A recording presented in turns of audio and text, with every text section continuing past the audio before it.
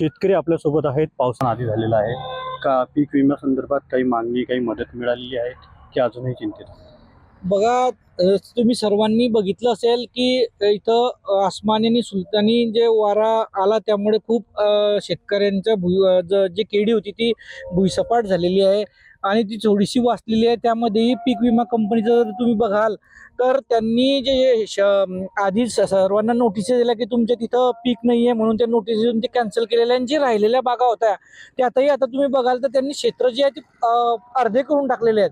म्हणजे जर आपलं 1 हेक्टर क्षेत्र असेल तर त्यांनी अर्ध क्षेत्र करून टाकलेलं आहे.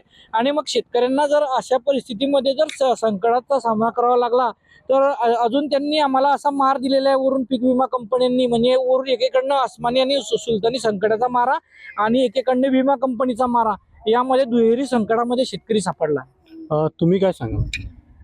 आता जर सरकारनं कुठेतरी केळी पीक विम्याच्या माध्यमातून जे काही मागे नुकसान झालं ते नुकसानाची भरपाई असेल किंवा केळी पीक विम्याची जे आता आमच्या मित्रांनी जे सांगितलं ते अडचणी जर सोडवल्या आणि शेतकऱ्यांना जर मदत केली तर त्यामध्ये काही प्रॉब्लेम सॉल्व्ह होईल.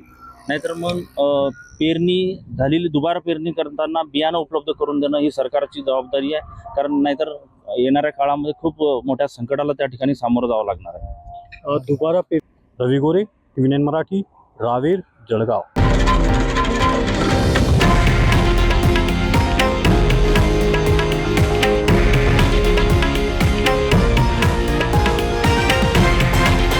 हे आहे देशातील नंबर 1 न्यूज नेटवर्क आणि आपण पाहत आहात TV9 मराठी, एकमेव.